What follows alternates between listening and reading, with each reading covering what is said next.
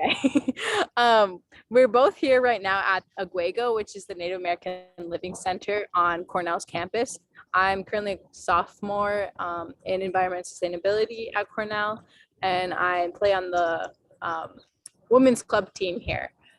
This summer, I'll be traveling to Prague to play lacrosse with the big group of girls who are going, and I'm really excited about that. So I don't know if you want to talk about your history. Yeah, so I'm a freshman at Cornell with a major in biological engineering, and I played lacrosse in high school at St. Dominic High School, and we won states in New York in 2019 and 2021.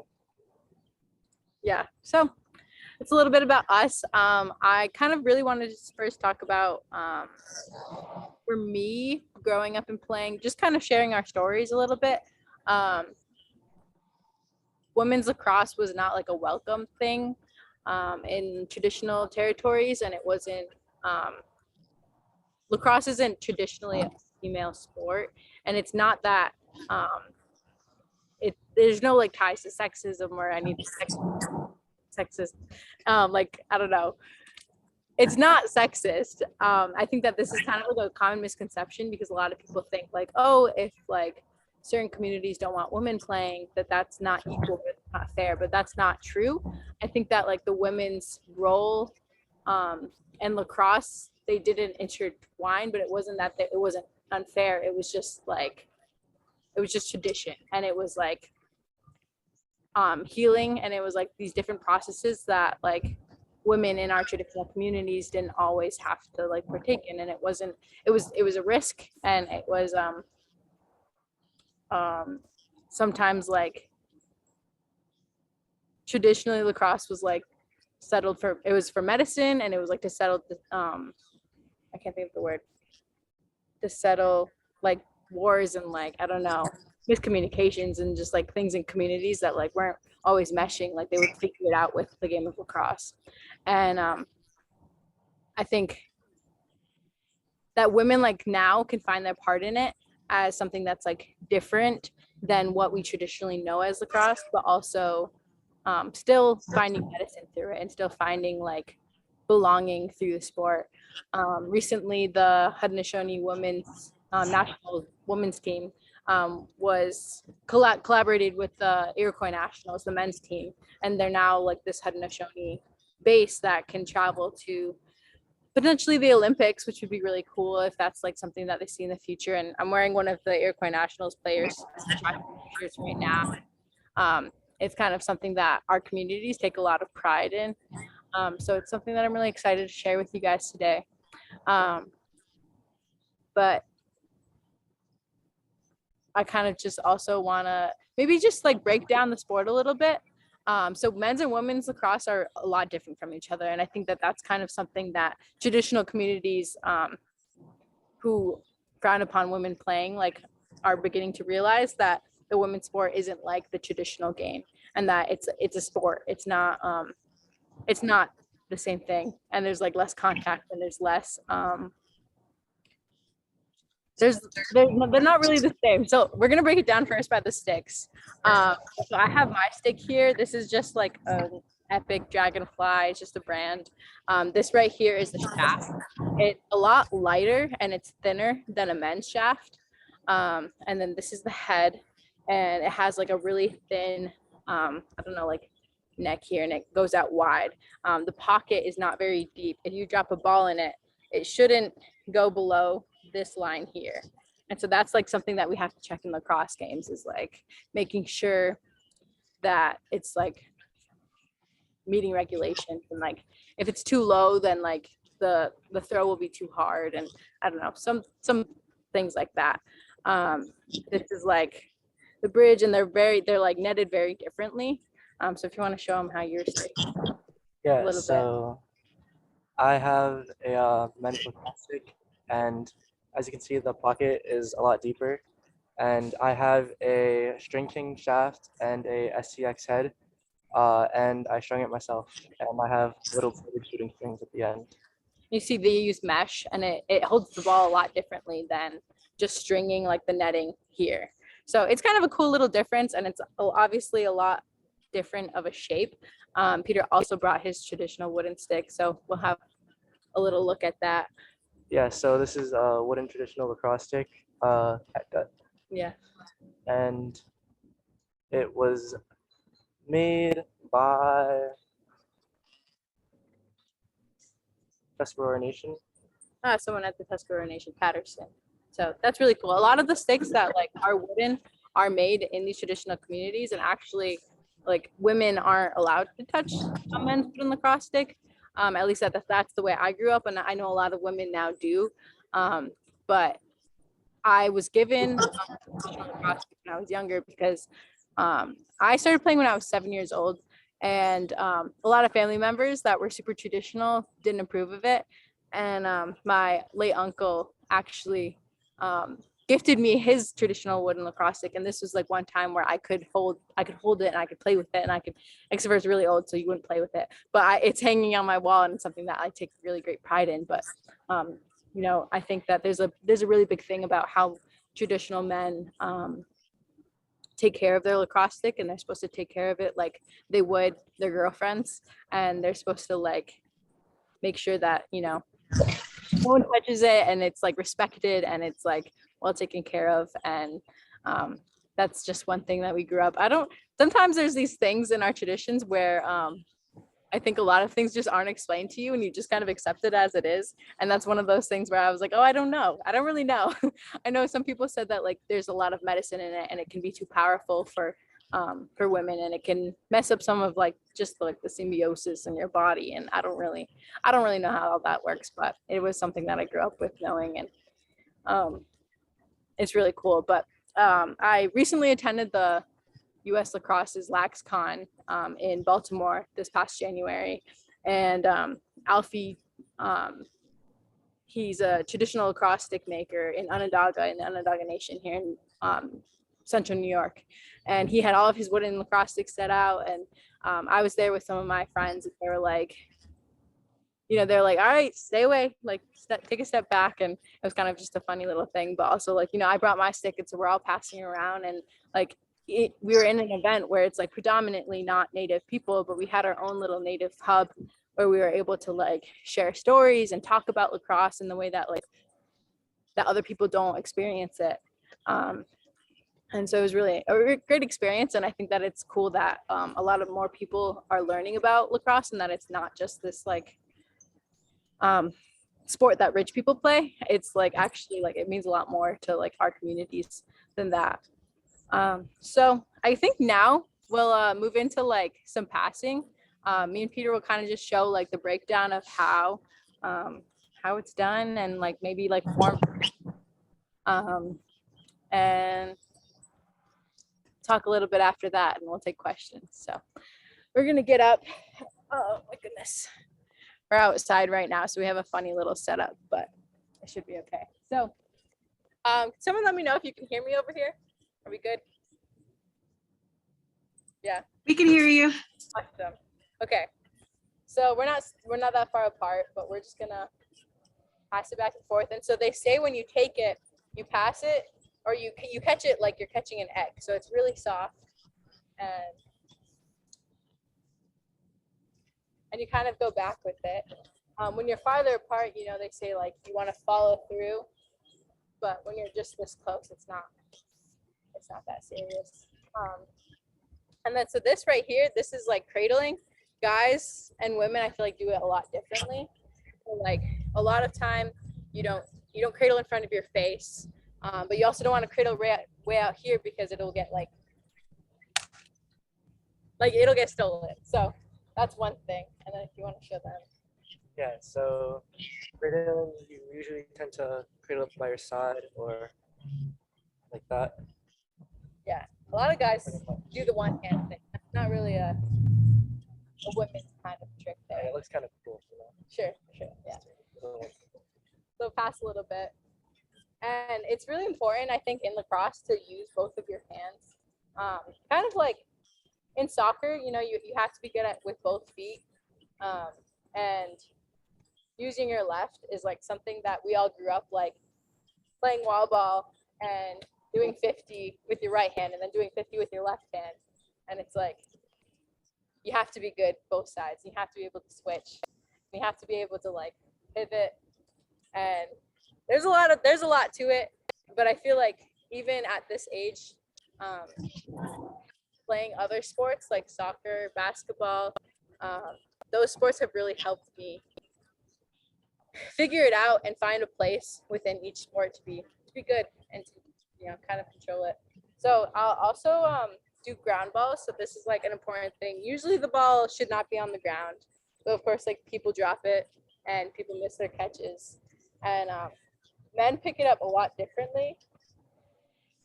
That was a house. Like so, women have to like hit down. So that's the one thing. Like in drills, we're always like stepping right into it. They're always like, get your butt down. So we're always butt down. And then guys kind of do like this weird little like. I mean, yeah, you'll definitely get yelled at if you do it. But you do it. Yeah, that's, and I think it's different because they have different netting in their stick that it allows. But that's a little bit about the breakdown. Let's pass here. That's a backhand. This is something I'm not too great at, but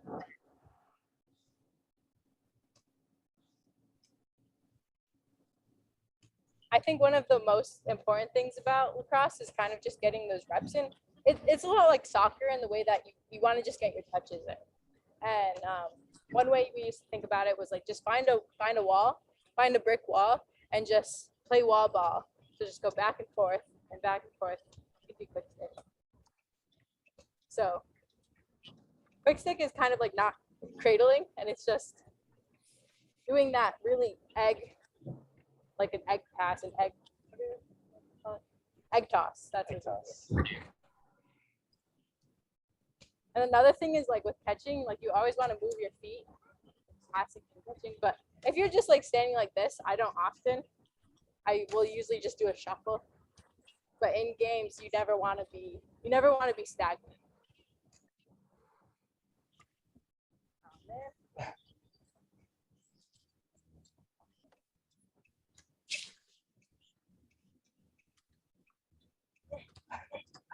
So really just like mixing it up, having those different styles of throwing, different drills. A lot of drills will run. I know in high school it can get a little intense, but running miles and doing ladder drills. Ladder drills are really important for agility, and that's something that like we practice a lot. The passes in, getting like easily 100 passes in a practice is really like important, and running with the ball, running and passing is really important because in the game you're not going to be standing and waiting for the ball to come to you. And women's, I believe there's 10 on the field. There's a goalie, 4 defenders, 4 midfielders, and 4 attack. How many is that? That's more than 10. That's 8, 9, 10, 11, 12, 13. Yeah. Oh man, I don't know if it's that many. I might be lying. Sometimes I forget. I get lacrosse and soccer mixed up a lot.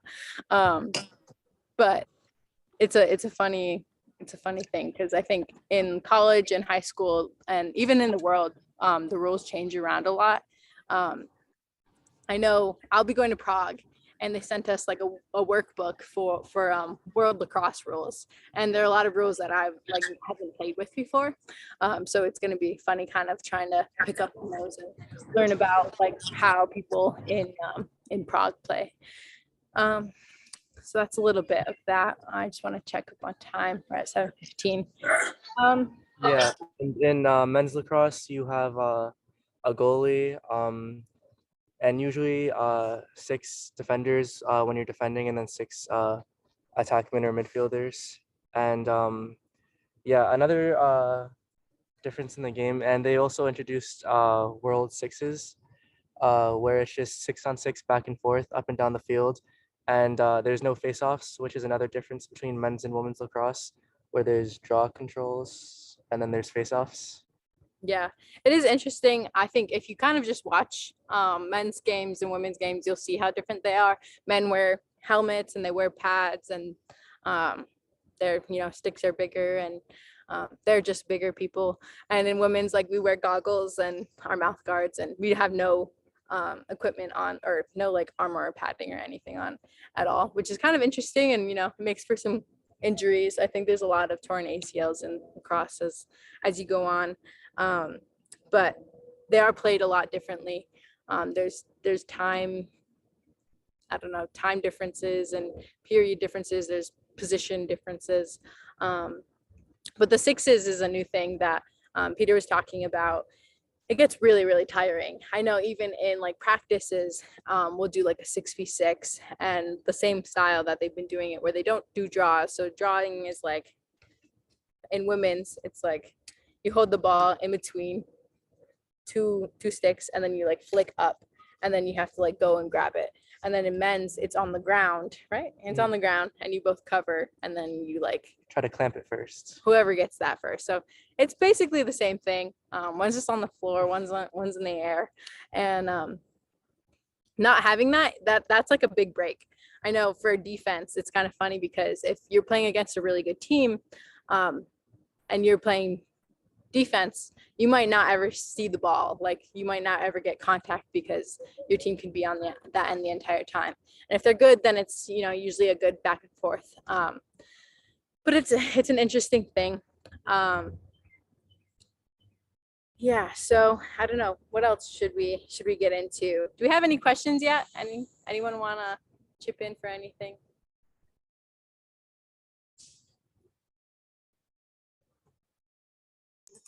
Nicole, does anyone have any questions? If not, that's okay. No questions. We're good. Okay, awesome. So we can get into maybe, I don't want to make you guys get up and do anything too crazy. I think the passing is really important. Stretching is always really important, and that's something that I've learned the hard way. Just recently, I had a partial tear in my meniscus, and so I've been out for a little bit. And like the recovery for that, I haven't been very good about, but it takes a lot of stretching. So let's maybe work on like form of shooting and just, I don't know what else. Shooting's good. We'll do shooting. We don't have a net here. We're kind of makeshift. I know to get onto the lacrosse field here at Cornell, it takes reserving space, and that's like a big commitment that they don't usually grant just like the general public. So we're making do with what we got. We're gonna actually use the ball. No. No ball. Okay, so for women, there's something called like an 8 meter, and if there's like a foul, we'll line up, and whoever like the foul was on or against, you'll line up, and it's just like you versus the goalie, and defenders can like rush in, but typically if you're fast enough, if your shot is quick enough, you can shoot basically like a 1v1, almost like a not a corner kick, like a penalty shot in soccer. So a lot of times like women, they like bend down, like knees bent always, and then like keeping your stick behind you and cradling, and that usually just builds momentum. And then when you shoot, you always want to step, whether that's with your, I don't know if the technical is to shoot with your opposite. I want to say it is, but I could be wrong. I don't do a whole lot of shooting. I personally play defense, so my time shooting is usually just when I run in and like shoot high to low. That's another thing I think with shooting differences. Like you don't always just shoot like this. You don't ever want to stop either. There's something when you shoot and you stop, like it stunts your shot. So you always want to follow through. And it's really like a dynamic motion. I think that's something that kids who are playing for the first time get stuck with, because they get, once it's out of the stick, they think they're done and they'll like stop. And that's just not helpful, and it's not as powerful as it could be. So winding up, knees bent, and following through, and usually taking a couple of steps. You always also don't want to like shoot exactly. You don't want to look at where you're shooting. just like I think soccer, like you're not gonna look in the direction of where you're going because the goalie's gonna know where you're going. So like whether that's faking and going up, or that's faking going like left, or switching your hands, or looking like you're gonna shoot low and shooting up. It's a lot of wrist movements to like shoot up and over. It's not even with your arms a lot. It's with your wrist and the flick of it. So that's one thing that I encourage practicing if you're picking up lacrosse. So if you want to talk about men's shooting. Yeah, so some typical shots in men's lacrosse is over the shoulder, down motion, and you have a sidearm shot where you want the stick to be kind of almost lined up with your shoulder. And there's shots that come from down low. You can do a low to high or low to low, which I believe is called a worm burner. You just have the motion up. And sometimes you cut the crease real quick and you just do a quick stick into the net. And that's usually when you catch the defenseman off guard and you have a little free space to make the shot. Yeah, there's definitely ways to make it fun. And I think that that's like one of the best parts about lacrosse is that there's no one way to do anything. It's not like, I don't know, shooting a 3 and like you have to have this perfect form every time. It's not like that because you can shoot low, you can shoot high, you can shoot behind the back. You can just plop it in there. You don't even have to do much. Like there's a lot of creative control that you have when you play lacrosse. And I think that that's what makes it really beautiful. Also like playing with your left hand and taking certain steps and pivots and I don't know, like going over and like going under, and it's like there's a lot you can do. So because I'm personally a defender, I'll just like fake play defense on Peter here. So pick up the ball. So this is something that I think we practice a lot when we teach kids in person, is like is playing defense and just like getting it out of the net. Of course, he has a men's stick, so it's not going to be as easy to get it out because with women's, it sits so shallow that just doing like a C check like this, like it'll come straight out and sometimes even right into your stick. But of course, you don't want that to happen. So you just keep the ball away from me or like look like you're going to go pass to someone, but okay. You'll pass towards the laptop, okay? And like defense is really set up where you want to take a couple steps back. wait, like yeah, that's good. So defense is set up where you're really a lot of the time you're crouched down low and it's like a shuffled step, and a lot of times you're not like running with them because you can get your feet caught up. And I think that that's why we practice agility so much and doing like ladder steps and ladder running, because you don't want to trip and fall, and I often trip and fall. And so staying low, keeping your butt low, keeping your knees bent, and like keeping a shuffle is really important. A lot of times there's no super like right way to play defense. I think that this is also something that you can be creative with. You can't play out like this. Your arms can't be straight. So if I wanted to check him, let's move closer.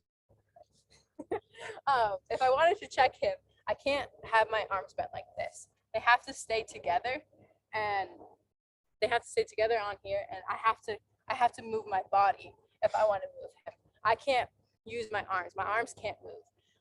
If I wanted to stay straight, it just makes for a good injury, honestly. They don't advise it, and I don't think that you'll really get called if you're like this. You can't meet shaft to body. It has to be arm, and it has to be hand to skin. It has to be skin to skin. And a lot of times they tell you to be like on the hip. So like if I'm on the hip and I'm like this, and I keep my body against him, like he's looking to shoot, like I have a good stance where I can reach around either way, and I can put my body in front, so if he's passing, there's that border. I can do a little bit yeah all right. So every now and then, as an attacker in mostly midfield, you might find yourself having to run back on the defense on a fast break. So you'll be shuffling down back the field, and you want to have both hands on your stick, and you don't want to push upward. You want to cross check with both hands. You don't want to cross check. You want to check them with both hands on the stick, and you want to make sure that when they're running by, you want to face their strong hand. So you have to force them onto their. You are. So if I'm right. Right. I'm gonna want to be on her right side so I can force her to her left. And then I would have to switch because his body's presenting in front of me. That's kind of a similar thing in women's, except they can put shaft to body and they can have that contact, whereas women can't. And if they want to, they have to use their leg muscles. So I don't know if you wanna. I don't know. To pass a little bit, but basically those are some of just the basics of defense. Offense, I know, can be a little tricky. I think that the biggest part to having just a good offense and a good defense is communicating with your team. One thing about women's lacrosse, I mean, I think both sports really, we have to wear mouth guards, and I just love to talk. And so talking with a mouth guard can be a pain. And then usually I wear it in the corner of my mouth. But a lot of I got ball when you're on defense and you're on the person who has ball. A lot of I have your help. There's a cutter. Cutting is something that offense does when they don't have the ball and they're really cutting. So they're running or sprinting through the area where people could be shooting. So in front of the goalie, if you're sprinting and you're looking for the ball, you're going to be considered a cutter. And so then your defense is going to want to be really strategic about how they're playing on you and how and looking to where they might be open. Yeah, a lot of times defense is sliding. So this is a concept where if I lose Peter, if Peter has the ball and he passes to someone next to me and they're open, I'm going to slide to that next person, even though then he'll be left open. And hopefully the next defender will slide to them. And the farthest person away should be the only open one, if that's the case. So that's a little bit about defense. It's all a little hard. There's a lot of plays in it, like basketball, like soccer, like any sport, there's plays. A lot of them are like stacks, or I don't even know, ISO. So you'll isolate players and they'll be by themselves, so then they can fast break and they can take off. And usually it'll be with some of your best players. You'll send your best players to kind of take on the hefty amount of attackers or defenders that will be on you. When there's penalties, a lot of times there's that you'll be down a player short, and so that's a time where these plays are really integral, because you're trying to get as many shots in as possible if you can. And being a player down is a lot. There's a lot of running. A lacrosse field, I don't know the exact dimensions, but it's about a football field. It's not small. It's not an entire football field, but it fits inside of one, and it's a lot of running. And a lot of time it's on hot turf or in some muddy grass with potholes, and it's tough. But we wear cleats on our feet. I wear cleats even when I'm playing on turf, just because I think that having the spikes in the ground provides a lot of stability, whereas turf shoes sometimes, even if turf is on turf, I tend to slip a lot. I'm a klutz, so that's a little thing just about that. Any questions at this point? We are approaching the end, but I think that was kind of a good just basic introduction to lacrosse. I think that when you play, it's a little bit hard to, I think, communicate a lot of these things online versus being in person with people, because you need that physical touch. And I think that that's something that a lot of kids struggle with in the pandemic, was all right, well, we need to get back out there and we need to play these sports, because we can't just play wall ball. That's not enough for a lot of people. And I think that the sport's really about community, and especially for, I think, Native people, that it's this medicine that you can't do it by yourself, and that's, you know, it's a team sport. So playing with people is always a huge part of that, like character building and community building. So any questions?